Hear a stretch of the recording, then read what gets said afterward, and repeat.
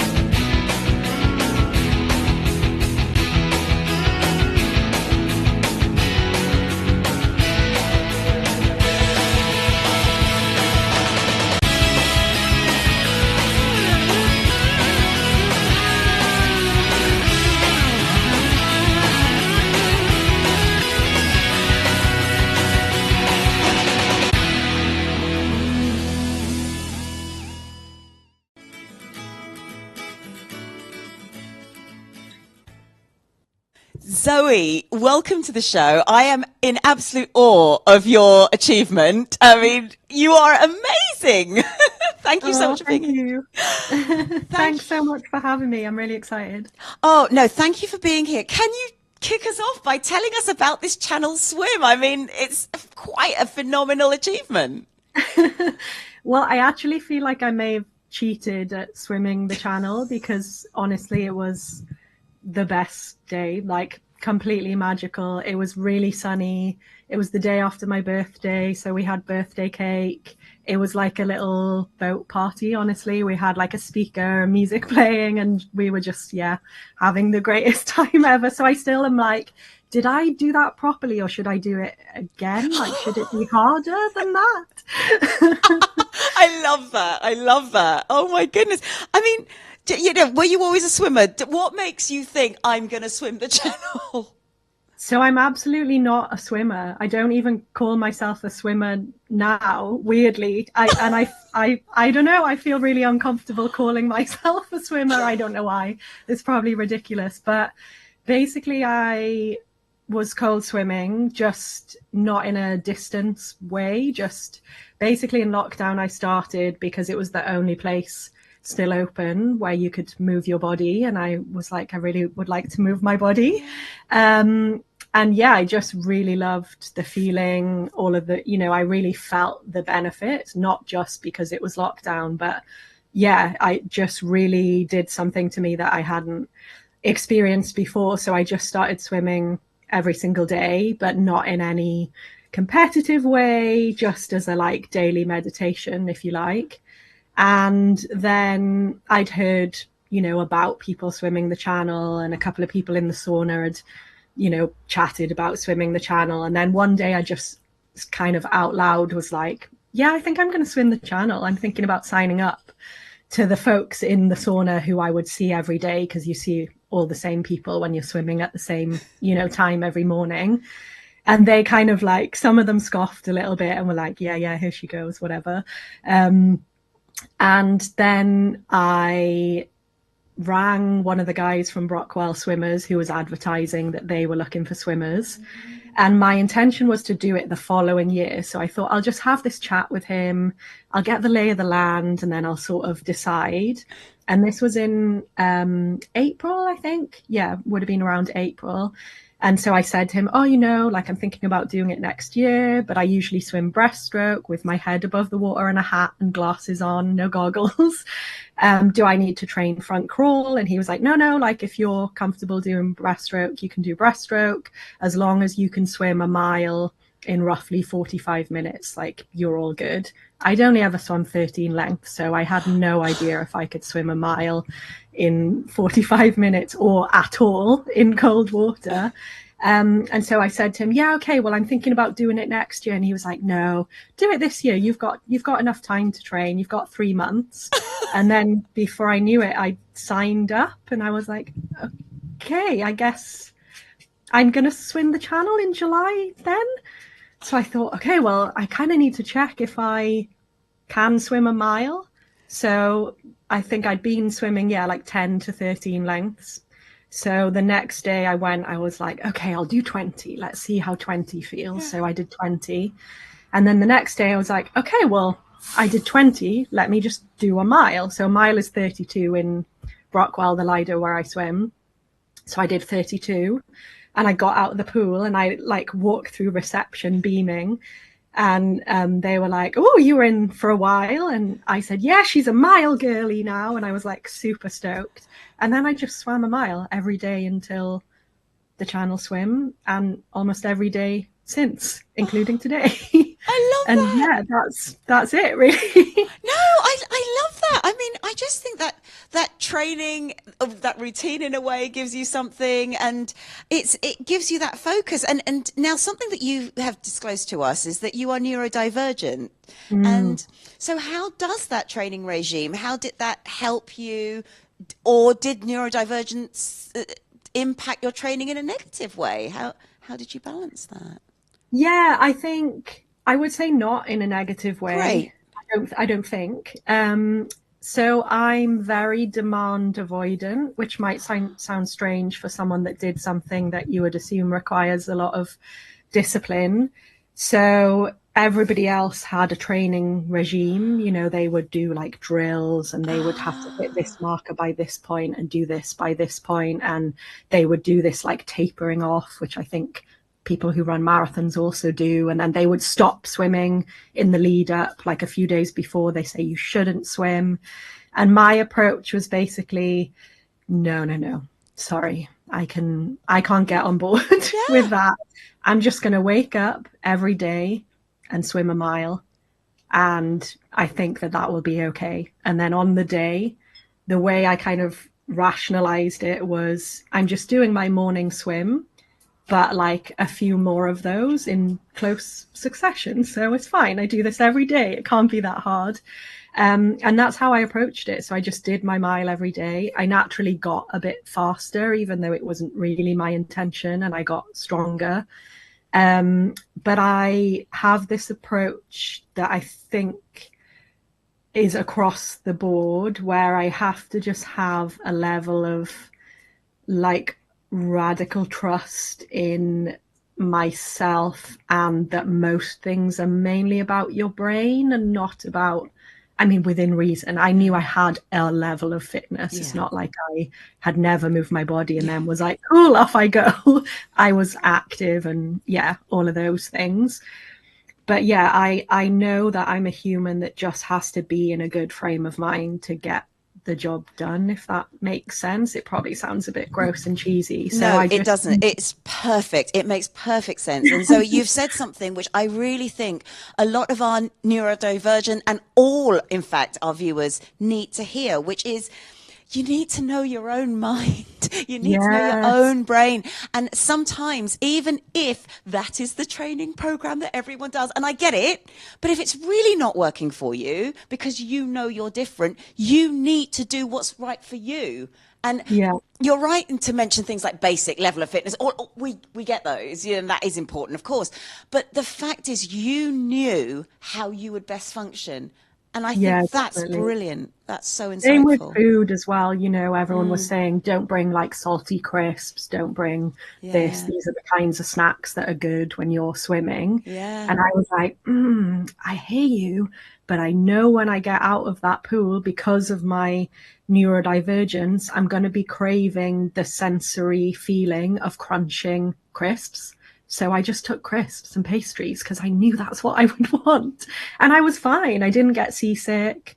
I knew that that's what I would need. It seems counterintuitive to be in a body of salty water and have salty lips and then want to eat salty crisps, but I knew I would want to.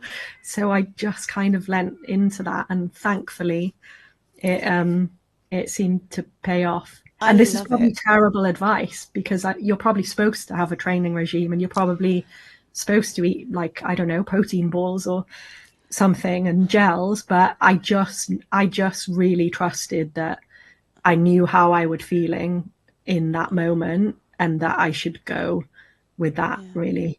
But Yeah. No. I hear you. I do know what you're saying, and I know that standard training regimes and things like that, they're there for a reason. But there is really something in, and we don't talk about it enough, when you know your own body, when you know what's going to keep you going. There is nothing wrong with voicing that, because everything, when it comes to humans, it's like percentages, 98% people use the training regime. But if you're one of the 2%, you're one of the 2%. So, yeah. yeah. So I love that. And I'm really glad you mentioned that. And just before we go to break, Zoe, but we are keeping you, how does neurodivergence impact on perhaps the choice of activity we might have, or even in our performance of the activity we go for? Yeah, that's a really good question. So for me, the pool is, and especially the cold water, so the Lido or the sea, I would say for me that is one of the only places where my busy neurodivergent brain is quiet. So some people get bored swimming the channel or swimming long distances, and I absolutely don't. Like, a couple of lengths in, I couldn't even tell you what I think about during my swim. Like, it really is the only way. I can't meditate because my brain is too busy, but the water does that to me. And I wonder if it's like some kind of sensory, maybe similar to like a flotation tank. It's like a version of sensory deprivation in a way, because when you're under, you can't hear, you get that, that nice kind of swooshy underwater Yes. sound. Like, the light is different. It's like just a completely different feeling. So for me, it's like the perfect activity for my brain. And it's, yeah, just like soothing and calming and enriching. It's just, I go to the pool every morning and it's a complete reset. I leave everything from the day before in that water, and then I'm like, cool, okay, we go again, let's go. So for me, yeah, it's amazing. And I think water's a really interesting one for neurodivergent folk, and I don't really like it in other contexts. Weirdly, I don't love showers, for example, but Interesting. when I'm in the pool, yeah, there's just something about that, and you truly tune into your body. So not even in a competitive way, but I start to notice the difference in how I swim, which has all been very intuitive and not trained, but like noticing, oh, like maybe when my hands do this, it feels more like this, or when I kick a bit more like that, it feels more like that. And people have commented, like friends of mine who I chat to in the sauna in our little, swim community, have commented on my swimming at various points, all lovely things. But apparently, and I've never noticed or clocked this, that when I am coming out of my breaststroke, my feet actually float up to the surface before I take my next kick. And they've observed that nobody else really does that, but I do. And I'm like, okay, that's really interesting. It's not intentional, and I've no idea why I do that. But yeah, just this little, apparently they just bob up to the surface and then I kick again. So yeah, I think bodies and brains are truly fascinating, and swimming and long distance swimming in the channel for me is almost about this idea of like just seeing what your body and your brain are capable of if you just trust them. I think for me, there's something really interesting and empowering about that I love. There is. Oh, Zoe, you're just so lovely to talk to. We're going to keep you, and I am going to go on to talking about movement and body and brain right after this.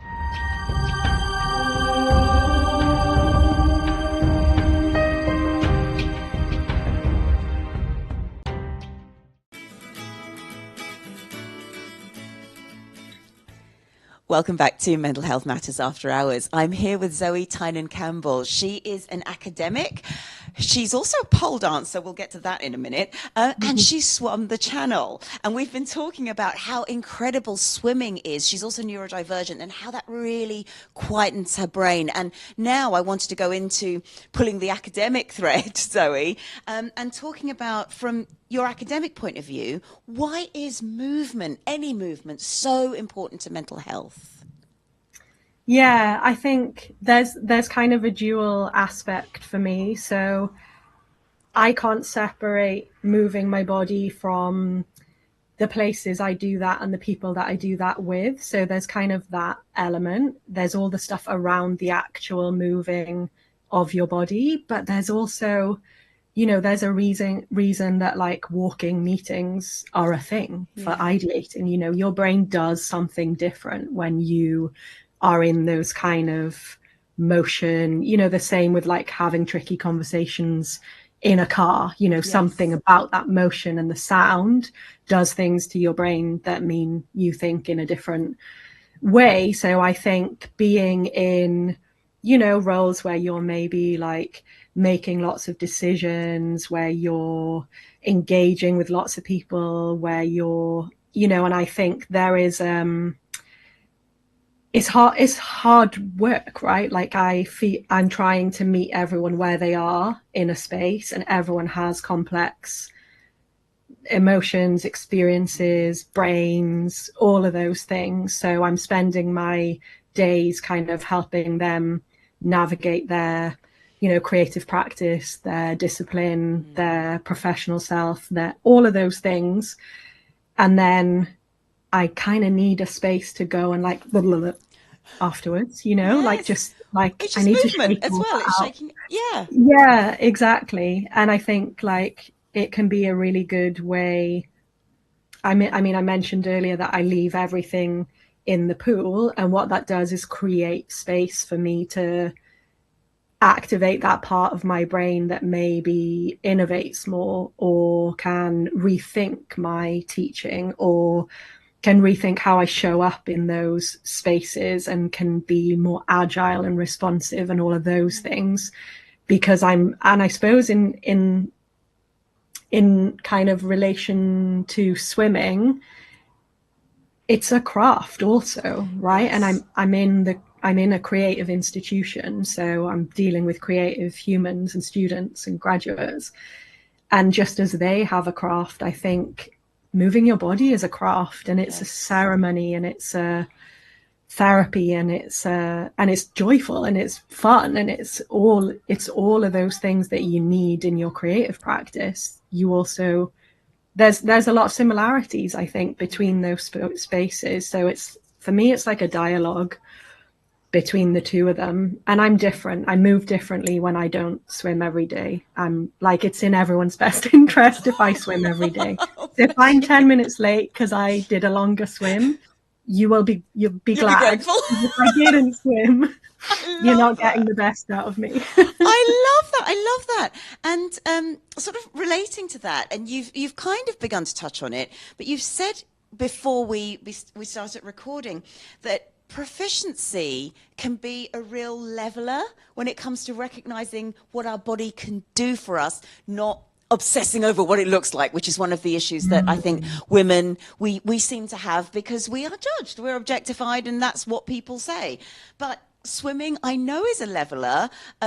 Dancing, I don't necessarily mean your professional ballerina kind of thing, but I teach burlesque dancing, but pole dancing would be another one because it's all the core strength. It's a real leveler. So can you develop that on the importance of having spaces to recognize how amazing the body is for what it does? Yeah, definitely. I mean, I could honestly wax lyrical all day about the magic of the Lido and what it's done for me on that front. I think for me, historically, places like gyms are often, like grunting into mirrors, and people like inserting themselves into your workout and giving you unsolicited advice, and you naturally start to like get sucked into that and compare your body to other people's, and or just even start to unpick your body in a not that, healthy way. And for me, that's what's incredible about cold swimming, is nobody is thinking, oh, look at your body. You're just all looking at each other thinking, we're insane. Bodies are amazing. Like, when it's 4 degrees and you're thinking, maybe today I'll swim an ice mile, nobody cares what shape you are. Yes. Everyone's just like, wow, this is amazing. Yes. And I think as well, something about the Lido, which I haven't seen in lots of other, exercisey spaces or gyms, is that I've developed incredible multi-generational friendships. Yes. So it's a leveler in that way as well. And it's really open in that way as well. So yeah, there's an incredible couple that I see almost every day, and we socialize in groups outside of the Lido as well. But they're in their 70s and they're still running marathons, cold swimming all winter. And I'm like, that's incredible. Yeah. That's like aspirational stuff. Like, yeah. I want to be doing that when I'm, when I'm older. I think, it's just amazing. It's just such a supportive, uplifting, community filled, environment. It's dreamy. You should come to Lido. I know. Well, we have Willen Lake, which is nice, but they're under new management now. It's a whole long story about weeds and various other things that make it less pleasant. I hear you. But I do understand the benefits of cold water, and I do feel better actually after a cold water swim than I do than a swim in chlorine, which I don't quite like as much. But let's go on to your pole dancing now. I love this. Can you tell us more about, what does that bring to you? Oh, such joy.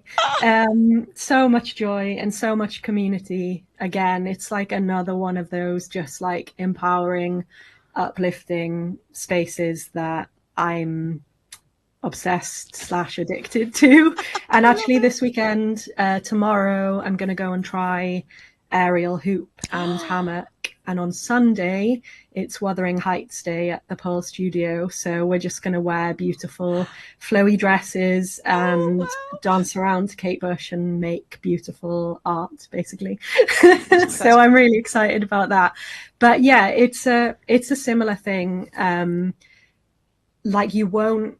It's quite hard to quantify, and it probably sounds, maybe maybe a bit strange when you haven't experienced it, but like you will not find an environment, or I have not found an environment where a group of women are rooting for each other more than they are when you're hanging upside down off a pole trying to do a crazy trick that maybe is above your skill level, if you're me.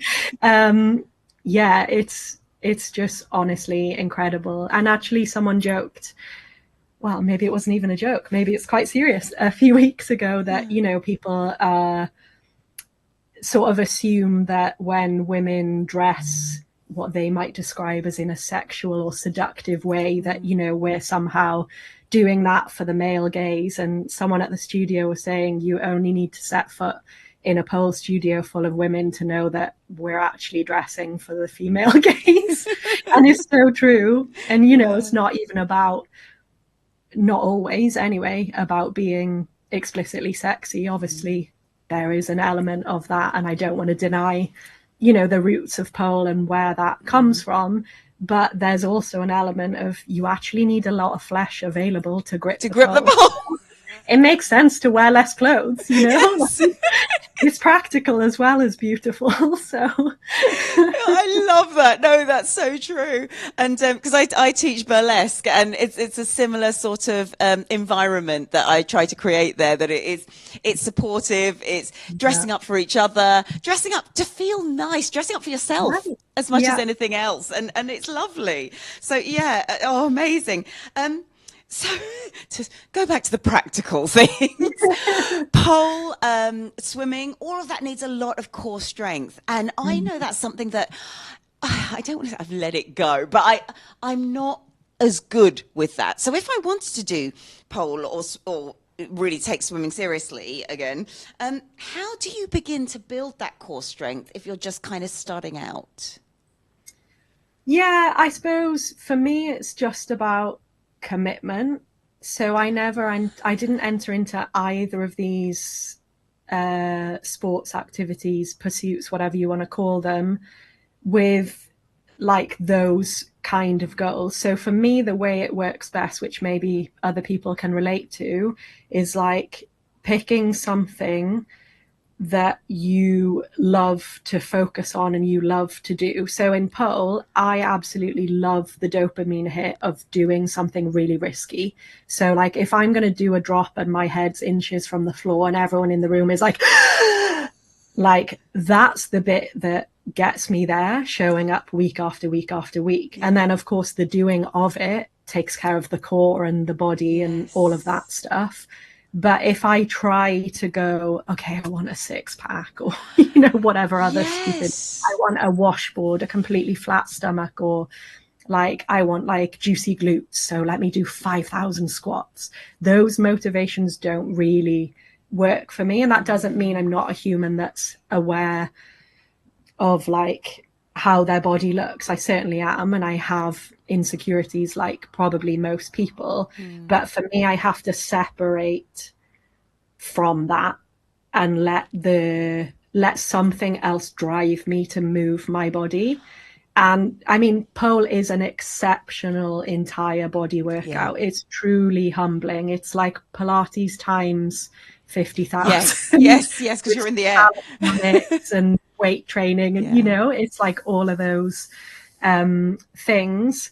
So for me, it's that. But I also think something which my instructor is always saying that people sometimes miss is cross train. So swimming and pole are actually really good for each other because it's a lot of upper body and shoulder strength. So the fact that I have both of those, which is completely unintentional and emerged, it wasn't like, okay, what else should I do because I've got, you know, shoulders that are decent at swimming. You know, that wasn't my intention, but they feed each other really well. So I think that, like, not just thinking you could do 50 sit-ups or 100 sit-ups and crunches every day and that'll do it. You know, it's like thinking about the bigger picture of like your entire body and moving that in ways that feel like fun and good and dangerous if you're me.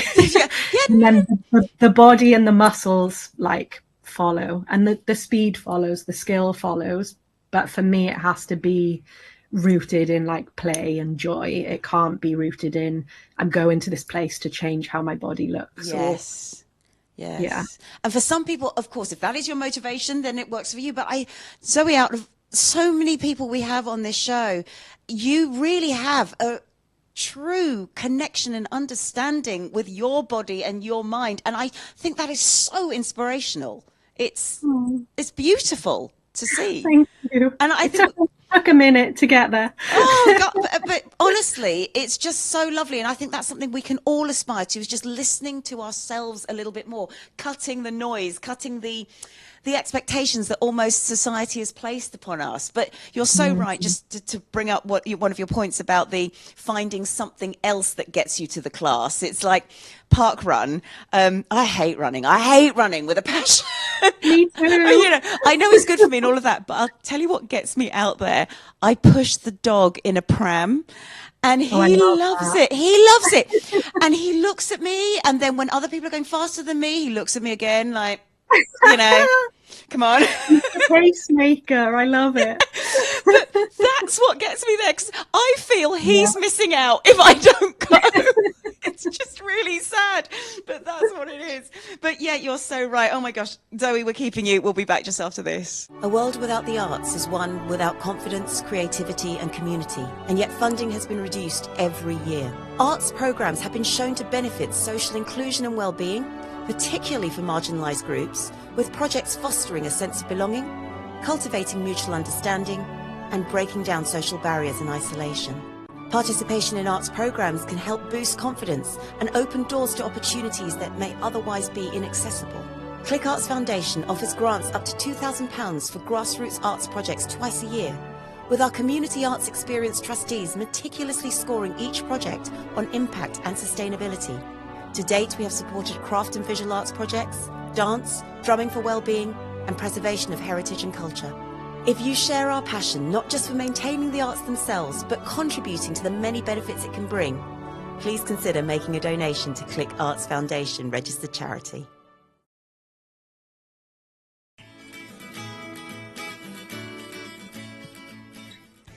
Welcome back to Mental Health Matters. We're just having such a beautiful conversation with Zoe. She is an academic and we're talking about the power of movement. She has swum the channel. She does pole dancing. She's an incredible person. And if you've just tuned in, please rewind and listen to her. She's fabulous. And I'm already just so inspired to get a bit more in touch with myself. And one of the key things she's just said in the last segment is if you are wanting to get more movement into your day, sometimes the motivation can't be just the movement itself. It can't be just the fitness aspect. There needs to be something different. Now, Zoe, that kind of does relate to my next question. Sometimes we put off doing things because we are afraid it's going to be hard. It's going to be uncomfortable. You know, that first gym session, if that's your thing, or that first swim session and it's cold and it's scary. You've pushed your own boundaries. How do we begin to unlock that courage or that drive within ourselves? Ooh, it's a big question. Yeah, that's a biggie. So sometimes I wonder if I've normalized discomfort, and stay with me because that might sound terrible. But what I mean by that is that sometimes when your experience has been that the world was built maybe not with you in mind as a neurodivergent human, that your general experience to move through the world is quite hard, it sometimes makes hard things easy because you're used to just a level of like, well, everything is mad challenging. So what's like swimming the channel in the grand scheme of things, you know? It's like, yeah. And there's also this weird, well, not weird, that's probably a bad use of the word, but there's this interesting thing that I've observed in myself as well, which again, I think is part of my neurodivergence, is I can cry over, like, have you ever had a gritty Swede? You know, when a Swede just won't mash? It's just off-season Swede and it just won't go buttery soft and delicious like you want it to be. I can cry over a gritty Swede, but then I can do something exceptionally hard like swim the channel. Or I'm great in a disaster, which is why I don't fear things like the channel, because I know if everything went like tits up, let's say, that I'm golden. I'm actually better in that situation. Wow. So yeah, I think somehow that all of that is kind of related to this way in which I can do hard and painful and challenging things, and I also get a dopamine hit from it. So there's that too. And I think I'm just like exceptionally interested in pushing myself, which is weird. I mean, no. Some people might say that's unhealthy, but I think there are worse vices to have personally.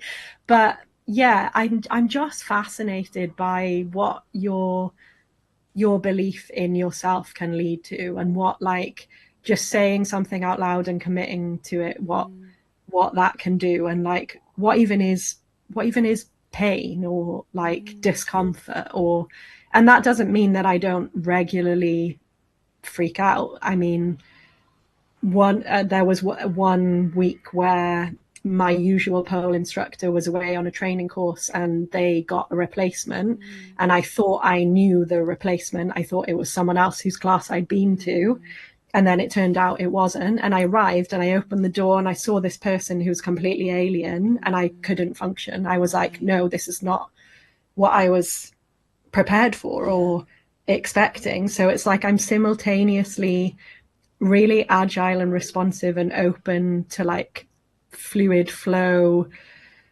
spontaneous things, and then suddenly something will just completely throw me, and I felt really like I don't want to be touched. Like, when you're doing pole, you spot each other, you touch each other, you catch each other, you prop each other's butts out. You've got someone's armpit in your face and whatever. And I didn't want to, because I was so dysregulated by this change in the plan that I was like, no, I just, I feel really awkward. So there are those times where, I don't want to do something and I have to push through, but I'm both. So people are probably thinking, God, she's very confusing. And the best way I can describe it is I'm both autistic and I have ADHD, which sometimes are considered polar opposites. And I've spent my entire life wondering how I can simultaneously feel like I exist at both ends of every possible scale. And I guess that's why. So I can simultaneously be very in tune with my body, very intuitive, very spontaneous, very open, all of these things, but at the same time be the counter to all of them. So be like deeply nervous, thrown off by something small, feeling capable, and question so I'm constantly oscillating in this weird dynamic, which I don't know if is part of what drives me or stops me or both. Or you're explaining it so beautifully as well, really. And I think there will be a lot of people who will really connect with that. But what you're also able to do is you have found a way to make this work. And I have so much respect for that and so much admiration for that. And in so many ways, whilst you were talking, I would almost say I was, whether it's polar opposite to you, I can do everything you say about movement cognitively. I can push through some of the hardest things to get over to get that thing done. But put me in a park run. Not even funny. It's interesting, isn't it? It's really and I'm not competitive with anyone else. I am fiercely competitive with my own expectations, but I'm not so I would never do a triathlon. People have said like, oh, would you do a triathlon? Would you do this competitive swim? And I'm like, no, I can't think of not a worse way to spend my time, but like that isn't a driver for me, like, barging in elbows and trying to, no, thank you. Like, no, just let me do Zen in the channel, like just by my sweet self. Oh, you honestly, I want to bottle you, Zoe, seriously. I'm very salty from all the swimming. Now, this is, again, quite a serious question in it. Oh, wait. Sometimes with movement, we have to do it before our body starts going, I actually can't do that. It's as we get older, we're less flexible. We struggle bending down to fill the dishwasher, that kind of thing. How do you encourage that person who is already now thinking, outside my comfort zone, I don't want to do it, it hurts, and it probably does hurt, but it's going to hurt more if you don't do it? How do we help there? Yeah, no, that's true. Well, I think there are like really silly, funny things you can just do at home. So if you, as you're starting to get older and you've been maybe sitting in an office chair for however many decades, and that's become like what your body understands and knows, and you think, oh, like my balance is terrible and I'm not flexible and all of those things. So I've started becoming a bit more aware of that stuff, partially since beginning pole and wanting to be more splitty and all of those things. But now I do silly things like if I'm put something in the oven, I'll just sit down in a low squat to look in the oven, and I'll be like, okay, I'll just stay here for 10 minutes. So I'll just grab my phone and do whatever doom scrolling I would have done on the sofa, but I'll just do it in a squat in front of the oven while I check whatever's baking. What a great idea. I love it. And just like moving around your spaces and integrating like weird little bits of movement like that. Like years and years ago when I was I think I just moved to London. Anyway, I decided to take a couple of ballet classes. Again, I wasn't a ballet dancer. I hadn't, had a childhood history of being a ballet prodigy or anything. I was just like, yeah, let me just do some ballet. And the teacher was saying to us, I guess they're similar to Kegels, but just like doing that at the bus will really help your core and for ballet, basically. Yeah. So doing that, they say it's like a string is pulling you up through your core and your back and your shoulders, and you just sort of tense your bum cheeks. So just doing things like that, like little subtle movements throughout your day and getting up, like moving around, and then gradually, I think, increasing that and doing kind of more structured exercise, I suppose. But for me, I'm also just deeply ceremonial and habitual. So now there's no question in my mind in the morning when I wake up of if I want to swim, am I going to swim? Is it a swim day? Is the weather swim worthy? I just wake up, and in the same way that I clean my teeth, I actually hate brushing my teeth because of the sensoriness. But in the same way that I brush my teeth, I swim. I just wake up and I swim. That just is what I do. So if you can form like those kind of little habits, and again, I feel like, and I have this with my teaching a lot, when my managers are like, oh, you should, go and speak at this conference about XYZ that you're doing and this approach that you use and I'm always like, but it feels really obvious. I feel like people are going to be like, yeah, duh.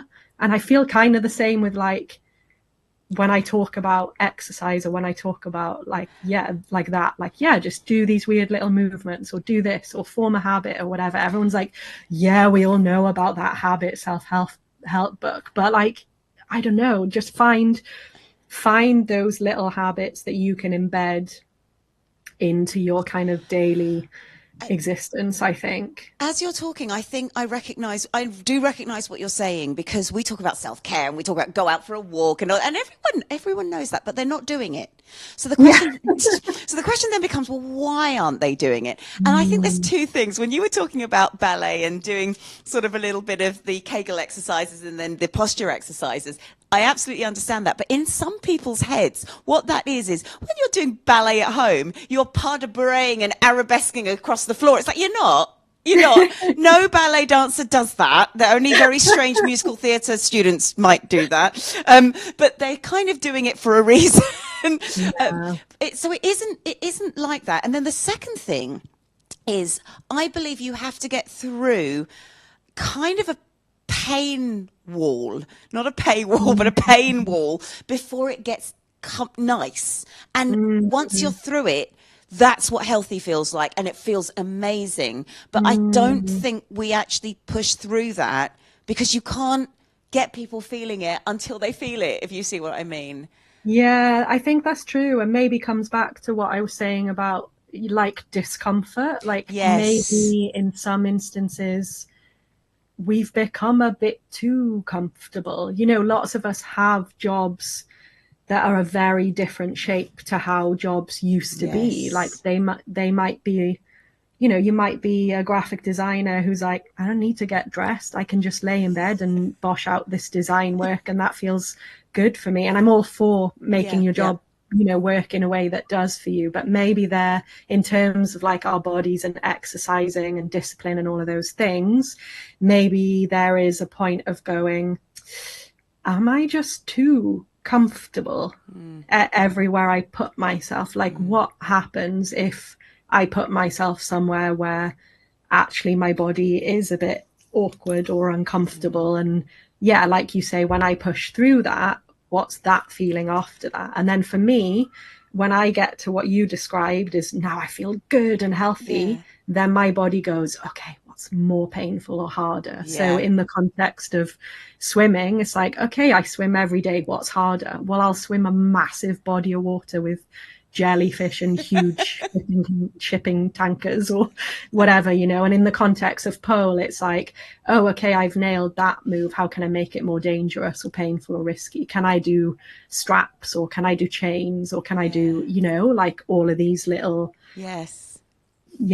just pushing that discomfort, but it's also, for me, existing in that place is actually my comfort zone. Yes. So being slightly uncomfortable is comfortable, But being too comfortable is destabilizing for me, I think. And also you're talking about pushing the discomfort in an area which is comfortable. It's something, you know, we're not talking about pushing your discomfort in, I don't know, if you did javelin throwing, you know, just to throw something completely different out there. It's not pushing yourself in that, it's pushing yourself in a, right, I have achieved that, I can go on in this particular, and I think that's really important. Again, we need to recognize what works for us. So I think some people also, and this is why I have almost like a reluctance, and it's kind of ironic that I'm, you know, in academia, which involves a level of sharing. I mean, I don't like the word teach, actually, because it feels very like, I'm over here with the knowledge, let me share it with you all, which of course there is an aspect of that. But interestingly, I think that, I forgot where I was going with that now. Where was I going with that? Oh, yeah. So I would never sit here or be in any space and say, this is the rule, like, this is the way to do it. Aside from like 2 + 2 is 4, 5, we all know that.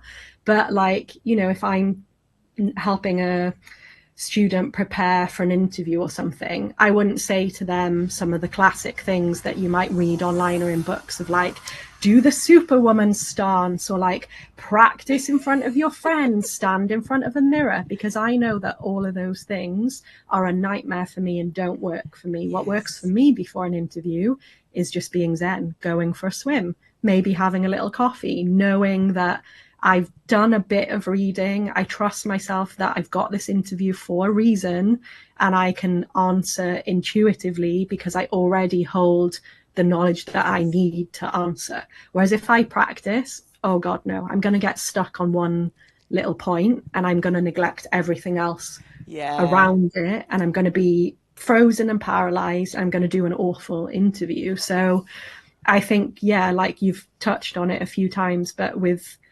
sport, with mental health, it's like we're all desperate for the answers and we're all desperate for simplicity. And I am more happy with complexity than simplicity. So I struggle when it comes to simplifying something down to like, this is your ABC. Because for me, I feel like it's more, I mean, this might make you feel this way. Here's how I feel, and here's what I do with that. But actually for you, maybe you want to do that, but maybe a little bit over here with a little touch of that other piece as well. So it's all like deeply, deeply personal. And unfortunately, a lot of the world for ease and other people's comfort is built to be like more structured and more ABC than that. So that's definitely something I have a slightly activist approach to. I think it's brilliant. Against that. It's one of the big issues in psychology. Everything is quite reductionist, you know, and that's one of the issues. But Zoe, I mean, it's just been brilliant talking to you. Where can we learn more about you? Do you have social media pages or LinkedIn or anything like that we can? Yes, I'm on all of those things. Probably the best way, if you want to see anything to do with swimming, if you want to see the daily temperature and a shot of Brockwell Lido, they happen every day around 7:30 on my Instagram stories, as well as poll updates and creative things and everything else. And my username is like Polaroid, but with a Z instead of a P. So Zolaroid. I love it. Love it. So, Laura, we will put that onto our show notes. Thank you so much, Zoe. I'm going to keep you to do Test the Trend, and we are going to head over there now.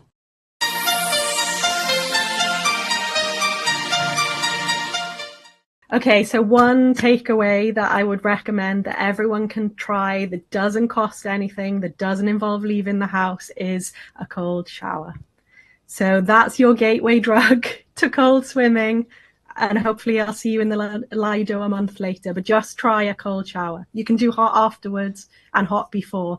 But just like 30 seconds of cold shower will change your life. I promise. And if it doesn't, you can send me an angry email.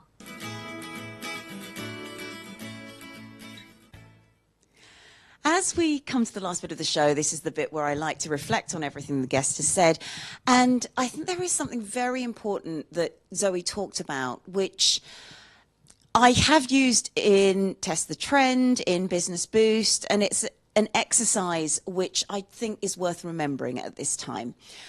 We all live in our comfort zone, and it is called the comfort zone because we're comfortable in it.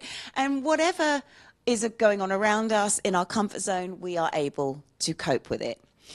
But a lot of psychologists, coaches, motivational speakers, people who are trying to inspire other people, we kind of talk about pushing yourself. So I'd like you to imagine this is a comfort zone. The next zone after that is the stretch zone. Now, if you do any form of exercise, stretching is an important part of it, and it actually feels quite nice. It does push your body a little bit, but it is comfortable. So one thing you can do is, if you just push that little bit out of your comfort zone to get to the stretch zone, before you know it, that comfort zone has got bigger. It's moved you into the stretch zone. If we step back into the comfort zone, after the stretch zone is the panic zone.